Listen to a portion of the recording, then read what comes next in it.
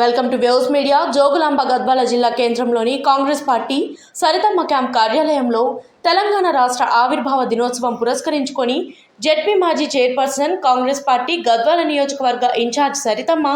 Municipal మాజీ chairman BS Keshav, municipal మాజీ vice chairman Ganjipet Shankar Congress party శ్రేణులతో కలిసి జాతీయ పతాక ఆవిష్కరణ చేశారు. అనంతరం సరితమ్మ మాట్లాడుతూ, బానిస సంఖ్యలను నుంచి విముక్తి ప్రసాదించి 60 ఏళ్లు స్వరాష్ట్ర కళను సహకారం చేసిన మన తెలంగాణ తల్లి సోనియమ్మ, రాహుల్ గాంధీ సూచనలతో 10 ఏళ్ల కల్వకుంట్ల కుటుంబం చేతిలో బందీగా ఉన్న మన తెలంగాణ రాష్ట్రాన్ని విముక్తి కలిగించిన మన ముఖ్యమంత్రి రేవంత్ రెడ్డి, టీపీసీసీ ప్రెసిడెంట్ మహేష్ కుమార్ గౌడ్ల సారథ్యంలో అభివృద్ధి సంక్షేమానికి కృషి చేస్తున్నారన్నారు. ఈ కార్యక్రమంలో కాంగ్రెస్ పార్టీ జిల్లా, తాలూకా, పట్టణ, ఆయా మండలాల మాజీ ప్రజాప్రతినిధులు, మాజీ కౌన్సిలర్లు తదితరులు పాల్గొన్నారు.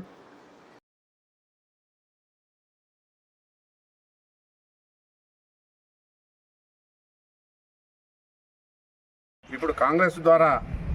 ప్రజల ముంగిట పాలన అనే కాన్సెప్ట్లో ఎన్నో అభివృద్ధి కార్యక్రమాలు, సంక్షేమ పథకాలు తీసుకొచ్చే దాంట్లో కూడా కాంగ్రెసే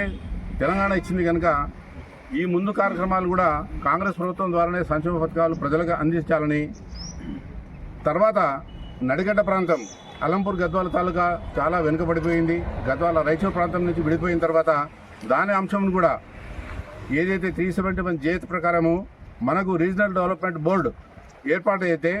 విద్యాపరంగా కానీ, పారిశ్రామిక పరంగా కానీ, నీటిగా కానీ, ఉద్యోగ ఉపాధి కల్పన కార్యక్రమంలో కానీ ముందుంటుందని ఇక్కడ ఇన్ఛార్జ్గా ఉన్న సరితా తిరుపతి గారు దీని మీద దృష్టి సాధించి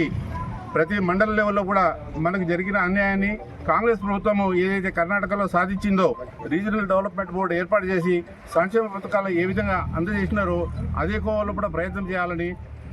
తెలంగాణ 69 ఉద్యమకారుల సంఘం తరఫున మేము వాళ్ళకి విన్నవిస్తున్నాం.